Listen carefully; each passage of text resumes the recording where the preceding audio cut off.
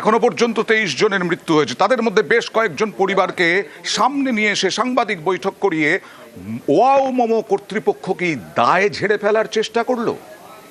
ভোর 3টা নাগাদ আমাকে ফোন করলো। ফার্স্টেই বললো, দাদা আমি আজকে মরছি, ওই গোডাউন এতে এমার্জেন্সি যদি এজ থাকতো তাহলে ভাই বেরিয়ে যেত, ওই গোডাউন এতে এমার্জেন্সি যদি এজ থাকতো তাহলে ভাই বেরিয়ে যেত।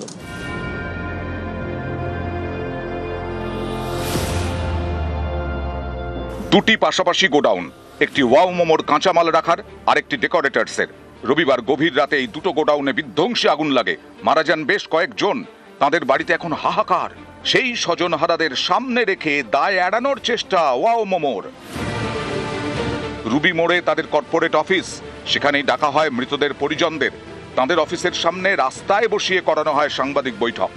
ডেকোরেটরের গোডাউনের কোর্টে বল ঠেলে ওয়াও মোমো কর্তৃপক্ষ চেষ্টা করে দায় ঝাড়ার। বেরোতে পারলো না কেন? তো কোম্পানির ভিতরে এক্সিট গেট ছিল, তো ওই যে ডেকোরেটার্স আছে না, ওখানে প্রচুর পরিমাণে ওদের যে কাঠ বাঁশ এইগুলো ফেলে নিয়ে এক্সিট গেটটা পুরো বন্ধ করে রেখেছিল। তো সেই জন্য এক্সিট গেটটা খুলতে পারিনি, বাইরের সাইডটা অনেকটা ফাঁকা, তো সিকিউরিটি গার্ড তাই জন্য ভিতরে বসছিল। তো পাশের গোডাউন থেকে আগুন লেগে, যেহেতু মোমো কোম্পানি কোনো আগুনের কাজ হতো না, ভিতরে দিয়ে ওরা তালাচাবি মেরে দিয়েছিল, ছোট গেটটাই খোলে। ভোর 3টা নাগাদ আমাকে ফোন করলো। ফার্স্টেই বললো, দাদা আমি আজকে মরছি, আমাদের কোম্পানিতে আগুন লেগেছে, আমি খুব কষ্ট করে মরছি ভাই, আমার ছোট একটা বাচ্চা আছে, বউ আছে, ওইগুলোকে তুই দেখবি দাদা, ওই গোডাউন এতে এমার্জেন্সি যদি এজ থাকতো তাহলে ভাই বেরিয়ে যেত। যখন ফার্স্ট আগুন লাগলো তখন থেকে যদি ফায়ার সিস্টেম থাকতো তাহলে মানে ভাই মরতো না। স্বজন হারানোর যন্ত্রণা, এরই মাঝে তাদের ডেকে অফিসের সামনে বসিয়ে করানো সাংবাদিক বৈঠক করালো ওয়াও মোমো কর্তৃপক্ষ। কিন্তু এতে কি চিঁড়ে ভিজবে? প্রশ্নটা উঠছে, কারণ ওয়াও মোমোর বিরুদ্ধে নানা জায়গায় দেখানো হয়েছে বিক্ষোভ। যাদবপুরে ওয়াও মোমোর কাউন্টারের সামনে বিক্ষোভ দেখায় বাংলা পক্ষ।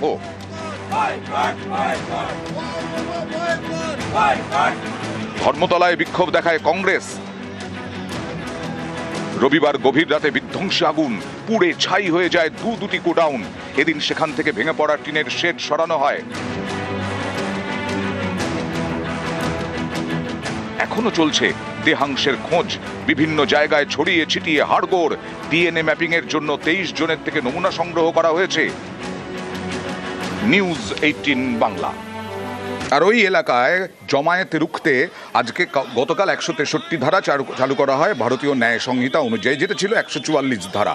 আজকে তার মধ্যেই 163 ধারার মধ্যেই নাজিরাবাদে বিরোধী দলনেতা তিনি গিয়ে পৌঁছন। তার সঙ্গে বেশ কয়েকজন বিধায়ক ছিলেন, দলের বিধায়কদের নিয়ে নাজিরাবাদে যান তিনি। তবে 163 ধারায় ঘটনাস্থলে একাই যান শুভেন্দু, এবং আগামীকাল হাইকোর্টের অনুমতিতে মিছিলও আছে। 11টার মধ্যে জমায়েতের আহ্বান জানান। রাজ্য সরকারকে তোপ দাগেন, পুলিশকে তোপ দাগেন, মুখ্যমন্ত্রীকে তোপ দাগেন পাল্টা কুণাল ঘোষ।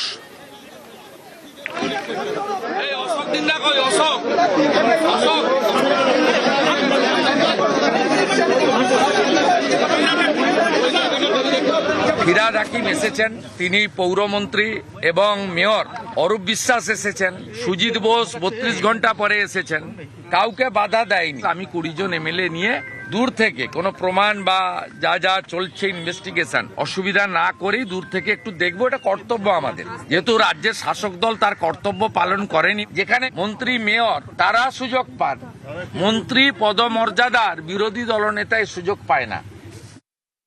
যখন ঘটনাটা ঘটলো, যখন আমাদের মাননীয় মন্ত্রী অরূপ বিশ্বাস স্পটে, দমকলের গোটা বাহিনী, পুলিশের গোটা বাহিনী উদ্ধার হচ্ছে, তখন তো এই বিজেপির বিজেপির এই লোকগুলো অন্ডালে ওদেরকে নতুন প্রেসিডেন্ট হয়েছে সে আসবে বলে তাকে মুখ দেখাতে হাতে গাঁদা ফুল নিয়ে ওখানে দাঁড়িয়েছিল। তখন মানুষের কথা মনে ছিল না, 3 দিন বাদে মনে হয়েছে ওখানে গন্ডগোল করতে যাওয়া উচিত। 26-এর ভোটে নয়া সমীকরণ। নিউ টাউনে একটি হোটেলে বৈঠক করলেন মোহাম্মদ সেলিম এবং হুমায়ুন কবির, আর এই ঘিরেই এখন রাজনীতিতে চর্চা। প্রায় 1 ঘন্টার একান্ত বৈঠক এই দুই নেতার।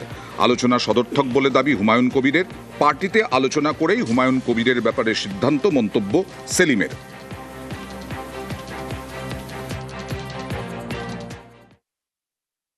আমি তো কালকে বুঝলাম যে ও কি চায় যে দল তৈরি করেছে তার লক্ষ্য কি, কারোর মুখে ঝাল খায় না মোহাম্মদ সেলিম। আমি সরাসরি test of pudding is eating, আমি একটু চেখে দেখি আসলে ও কি চাইছে, তারপর আমাদের পার্টিতে গিয়ে আমি ব্যাক করবো, আলোচনা করবো, তারপর সিদ্ধান্ত হবে। আর একটা রাজনীতি তুমি করছো, তুমি একটু মাপদেখ করবে না? তো সিপিআইএম কি করবে সেটা সিপিআইএম এর পার্টি কংগ্রেসে এবং রাজ্য সম্মেলনে সিদ্ধান্ত হয়েছে, সে অনুযায়ী আমরা এগোচ্ছি।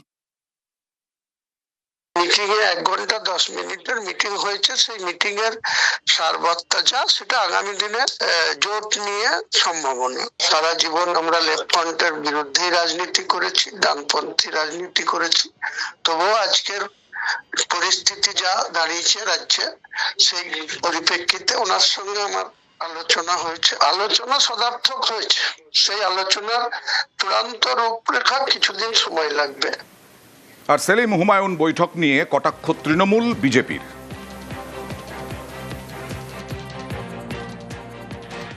সিপিএম এর রাজ্য সম্পাদক এখন দেউলিয়া রাজনীতির ভিক্ষাপাত্র হাতে এবাড়ি ও বাড়ি সে বাড়ি ঘুরছেন। 34 বছর ক্ষমতায় ছিল, এখনো একা লড়ার মুরদ নেই।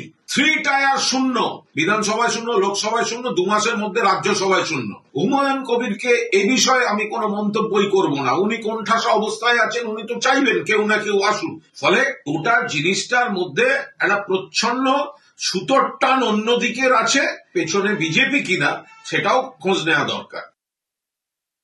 বিজেপি এখন দেখছে, আমরা দেখতে চাই মোহাম্মদ সেলিম আর তার সাথে হুমায়ুন কবির সবাই মিলেমিশে কি হচ্ছে।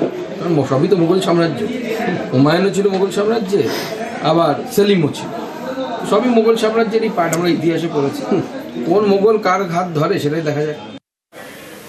আইএসএফকে ভোট দিলে মিলবে না বাংলার বাড়ি প্রকল্পের টাকা, এরকমই হুঁশিয়ারি শওকত মোল্লার। আর এই বিধায়কের এই হুঁশিয়ারিতে ব্যাপক বিতর্ক, আইএসএফের পাল্টা তোপ। ভোট দেবেন আইএসএফ এর আর ঘর দেবে মমতা ব্যানার্জি, এটা কিন্তু আর হবে না। ডাল ভাত কবে খেয়েছো ওটা কিন্তু ভুলে যাও। খুব পরিষ্কার কথা, খোলাখুলি কথা। যদি আগামী দিনে শুধরে যাও তাহলেই টাকাটা পাবে। সেটা ভোটের আগে নয়, ভোটের পরে, এটাও বলে দিলাম। কথা যখন এখানে বলে যাচ্ছি, কাজে 1 সপ্তাহের মধ্যে প্রমাণ করে দেবো। যদি না করতে পারি আমি রাজনীতি করবো না, ছেড়ে দেবো। এত বড় কথা এখানে বলে গেলাম। এটা একদম ধমকি বলা হয়, কারণ ভাঙড়ের অগণিত মানুষ আইএসএফ এর সঙ্গে আছে। রাজ্য সরকারের পরিষেবা সে কোন দল করে, কোন পার্টি করে, এটা তো কোনো ফ্যাক্ট না। শওকত মোল্লা ভালো করে জানে, যদি এই সমস্ত ধমকি চুমকি না দেয় তাহলে ওনার মিটিংয়ের চেয়ারগুলো আর ভরবে না। তাই নিরীহ মানুষগুলোর ভয় দেখাচ্ছে। উন্নয়ন হোক, প্রকৃত যারা প্রাপ্য তারা পাক, কিন্তু এবার ধমকে চমকে আইএসএফ কে ভয় দেখিয়ে রোকা যাবে না। এতে করে পরিষ্কার তৃণমূলের সঙ্গে মানুষ নেই। এসআইআরে শুনানি তো চলছে, শুনানির সঙ্গে হয়রানির অভিযোগ আর থামছে না। দেখুন, পশ্চিম মেদিনীপুরের ঘাটাল, এখানকার অজবনগর 2 পঞ্চায়েত এলাকার বাসিন্দা শেখ জাফর আলী, বয়স 71। বৃহস্পতিবার সকালে তিনি ঘাটাল বিডিও অফিসে শুনানির জন্য হাজির। লাইনে দাঁড়ান মাথায় ট্রাঙ্ক নিয়ে। ট্রাঙ্কে করে নিয়ে যান প্রয়োজনীয় সব নথি ও দলিল, গায়ে ঝুলিয়ে নিয়ে যান শুনানির নোটিশ ও বিভিন্ন পরিচয়পত্র। কি এসআর না কি হচ্ছে সেই জন্য আমাকে নোটিশ করেছিল। তো আমি তো মুখ খুলে নোটিশ বুঝতে পারিনি, যার জন্য আমি পুরো ট্যাঙ্কে যা ছিল পূর্বপুরুষের সমস্ত কাগজপত্র আমি নিয়ে এসেছি। ট্যাঙ্কে কি আছে? এতে দলিলপত্র আছে, বাপ দাদা ঠাকুর দাদা তার সব দলিলপত্র আছে এতে, সেটা নিয়ে আসছি, ও সার খুঁজে নেবে।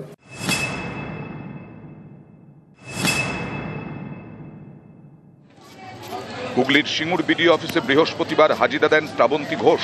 বিশেষভাবে সক্ষম, একা হাঁটতে পারেন না, টোটোয় করে কোনো মতে শুনানি কেন্দ্রে নিয়ে যায় পরিবার। নাম ঠিক করার জন্য কষ্ট করে আসতে হলো। আমাদের বাড়ির লোক নিয়ে ওকে নিয়ে এসছে, তো সমস্যা পায়ে পায়ে হাতে সমস্যা। বিশেষভাবে সক্ষম এবং বয়স 85 পেরোলে বাড়িতে গিয়ে শুনানি করার কথা। কমিশনের এই নিয়মকে কমিশনই ভাঙছে বলে অভিযোগ। বিশেষভাবে সক্ষমকেও যেতে হচ্ছে শুনানিতে। যাদের হচ্ছে যে শুনানিতে নোটিশ দেওয়া হয়েছে তাদের বাড়ির লোক, প্রয়োজনে বাড়ির লোক আসতে পারে। যা নির্দেশ এসেছিল সেই নির্দেশ অনুযায়ী আমরা কিন্তু বলেছি যে বাড়ির লোক বা এমনকি বিএলও উপস্থিত থাকতে পারে। তার সত্ত্বেও কেন এসছে আমি জানি না, তা আপনার মাধ্যমে শুনলাম আমি। তো তো আমরা আবার বিএলওদের মাধ্যমে বলবো যাতে এরকম ধরনের লোককে নিজেদেরকে না আসতে হয়, আর একবার বার্তা আমরা দিয়ে দেবো।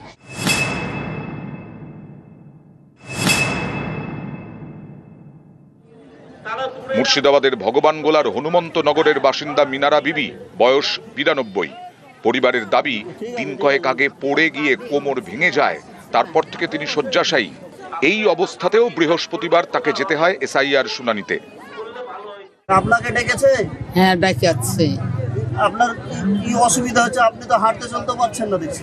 ভয় এসেছি, বাংলা পেঠিয়ে দিও তাইলে। আমরা এই নিয়ে বারবার সমস্ত পলিটিক্যাল পার্টির মিটিংয়েও বলেছি, যারা অসুস্থ, বৃদ্ধ, বৃদ্ধা বা যারা বাইরে কাজ করে তাদের আসার দরকার নেই, তার প্রতিনিধি হিসেবে তার বাড়ির নিকটাত্মীয় কেউ এলে হয়ে যায়। সমস্ত বিএলওদেরকেও বারবার মিটিং করে বলে দিয়েছি, এই ধরনের ব্যক্তিদের হিয়ারিং ক্যাম্পে আসার কোনো দরকার নেই, আমরা বাড়িতে গিয়ে হিয়ারিং করে দেব।